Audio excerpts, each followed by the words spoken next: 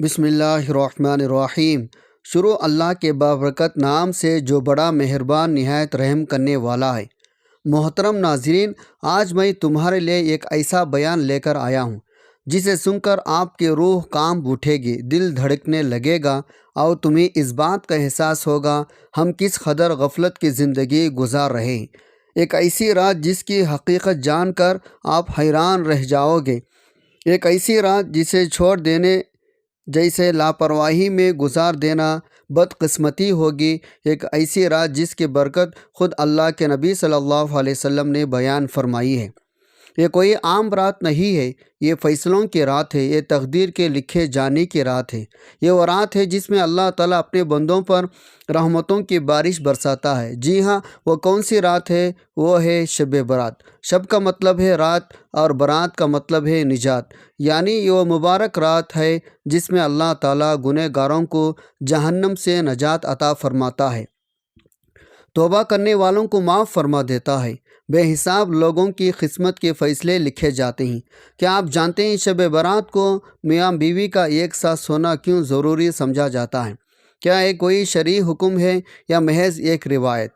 और अगर इस रात को मियाँ बीवी एक साथ ना सोए तो क्या कोई नुकसान हो सकता है? आज की इस वीडियो में हम आपको शब बारात के एक ऐसे पहलू के बारे में बताने जा रहे हैं जिस पर शायद आपने पहले कभी गौर ना किया हो। कुछ बातें सुनने में आम लगती है, लेकिन जब उनकी गहराई में पहुंचा जाए तो उनमें बड़े राज छुपे होते हैं।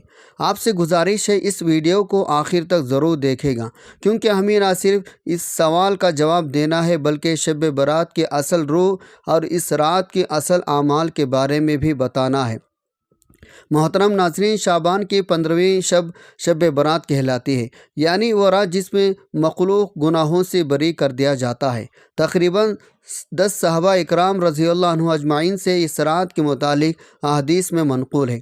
हज़रत आयशा रज़ियल्लाहु अन्हा फरमाती है, शाबान की 15वीं शब को मैंने नबी सल्लल्लाहु अलैहि वसल्लम को अपने आरामगाह पर मौजूद ना पाया। तलाश में निकली, देखा आप जन्नतुल बकी के क़ब्रिस्तान में हैं। आपने मुझसे फरमाया, आज शाबान की 15वीं रात है। इस रात में अल्लाह ताला आसमान दुनिया पर नुज़ूल फरमाता है। कबीला बनु कलब के बकरियों के बालों की तादाद से भी ज़्यादा गुनहगारों की बख्शिश फरमाता है। एक दूसरे हदीस में है, इस रात में इस साल पैदा होने वाली हर बच्चे का नाम लिख दिया जाता है।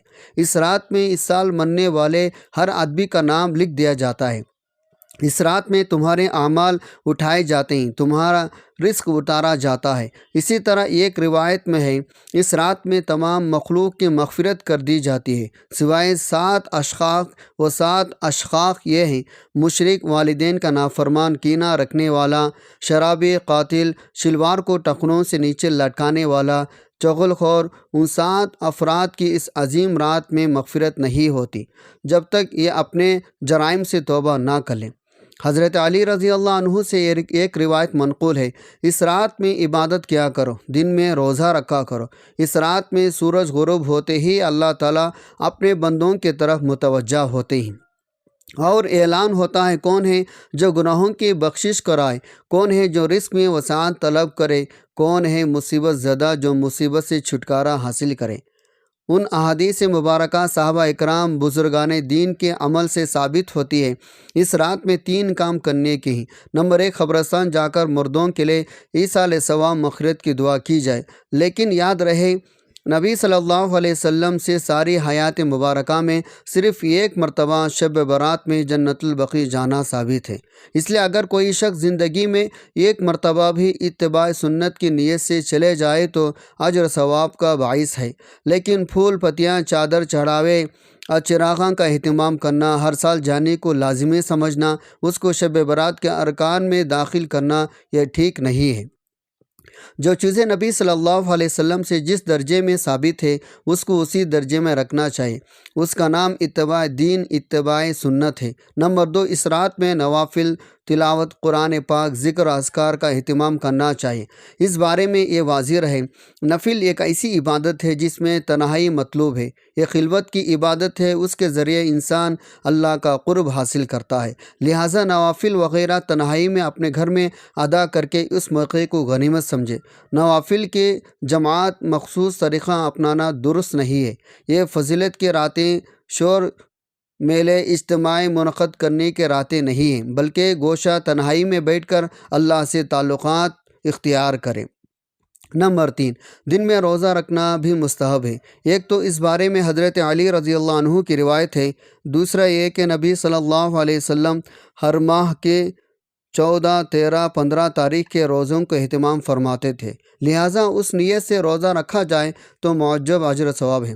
باقی اس رات میں پٹاخے بجانا، آتش بازی کرنا، حلوے کے رسم کا اہتمام کرنا، یہ سب خرافات اسراف میں شامل ہے۔ شیطان ان فضیلت میں انسان کو مشغول کر کے اللہ کی مغفرت، عبادت سے محروم کرنا چاہتا ہے، اور یہی شیطان کا اصل مقصد ہے۔ بہرحال اس رات کی فضیلت بے اصل نہیں ہے، اور سلف صالحین نے اس رات کو فضیلت سے فائدہ اٹھایا، لیکن جہاں تک میاں بیوی کے ایک ساتھ سونے کا تعلق ہے، اس بارے میں کوئی حدیث یا فقہی حکم موجود نہیں ہے جو اس عمل کو خاص طور پر لازمی قرار دیتا ہو، تاہم اس موضوع کو مختلف زاویوں سے دیکھا جا سکتا ہے، جن میں شرعی، روحانی، ازدواجی تعلقات شامل ہیں۔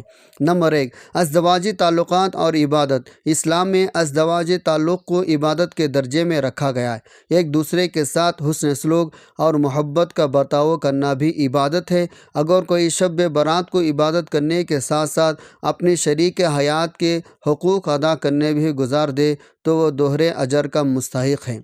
نمبر 2، شیطانی وسوسوں سے بچاؤ۔ میاں بیوی کا رشتہ مضبوط ہو، شیطان درمیان میں دخل نہیں دے سکتا۔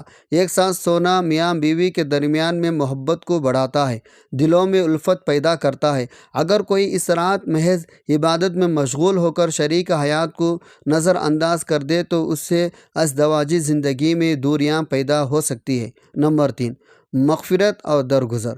شب برات مغفرت کی رات ہے، اس لیے اگر میاں بیوی کے درمیان کوئی رنجش ہو تو یہ بہترین موقع ہے وہ ایک دوسرے کو معاف فرما دیں۔